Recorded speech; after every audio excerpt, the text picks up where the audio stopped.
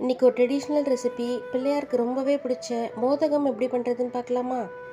இந்த மோதகத்தை சங்கடஹர சதுர்த்தி அன்னைக்கு செஞ்சு குழந்தைங்களுக்கெல்லாம் கொடுத்தீங்கன்னா நினச்ச காரியம் நிறைவேறும்னு எங்கள் பாட்டி சொல்லுவாங்க.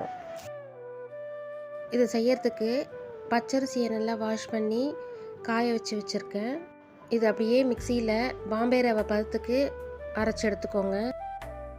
அரைச்ச ரவையை ஒரு கடாயில் சேர்த்து வறுத்துக்கோங்க. 1 நிமிஷம் வறுத்தா போதும், ரொம்ப நேரம் வறுக்கணும்னு அவசியம் இல்லை. இன்னொரு கடாயில் ஒரு 2 கப் தண்ணி சேர்த்துக்கிறேன். இதில் இப்போது ஒரு 3/4 கப் நாட்டு சர்க்கரை சேர்த்துக்கிறேன். நீங்கள் நாட்டு சர்க்கரைக்கு பதில் வெல்லம் கூட சேர்த்துக்கலாம். வெல்லம் சேர்க்குறா இருந்தால் கரைச்சி வடிகட்டி சேர்த்துக்கோங்க. ஆல்ரெடி நான் பாசிப்பருப்பை ஒரு 70% வேக வச்சு வச்சுருந்தேன். அதை இதில் இப்போ ஆட் பண்ணிக்கிறேன். இப்போ இதில் கொஞ்சமாக ஏலக்காய் தூள், ஒரு 2 ஸ்பூன் நெய்யும் ஆட் பண்ணிக்கலாம். வறுத்து வச்சிருந்த ரவையிலேருந்து 1 கப் ரவையை மட்டும் சேர்த்துக்கிறேன்.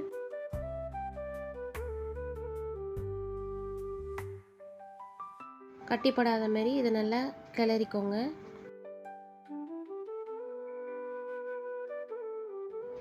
நல்லா எல்லாம் ஒன்று சேர்ந்து வரும்போது கொஞ்சமாக தேங்காய் துருவல் ஆட் பண்ணிக்கோங்க. அவ்வளோதாங்க. இதை அப்படியே நல்லா ஆற வச்சு உருண்டைகளாக பிரிச்சிட வேண்டியதுதான். உங்களுக்கு என்ன சைஸ் வேணுமோ அந்த சைஸுக்கு நீங்கள் உருண்டைகளாக பிடிச்சிக்கோங்க. உங்களுக்கு வேணும்னா நீங்கள் மோதகம் செய்கிற மோல்டில் கூட உள்ளே வச்சு ஷேப் பண்ணி எடுத்துக்கலாம். ஒரு 10 நிமிஷம் ஆவியில் வச்சு எடுத்திங்கன்னா மோதகம் ரெடி ஆகிடும். கண்டிப்பாக ட்ரை பண்ணி பாருங்கள். இதுமாரி குக்கிங் வீடியோஸ்க்கு என்னோடய சேனலை சப்ஸ்கிரைப் பண்ணிக்கோங்க. தேங்க்ஸ் ஃபார் வாட்சிங்.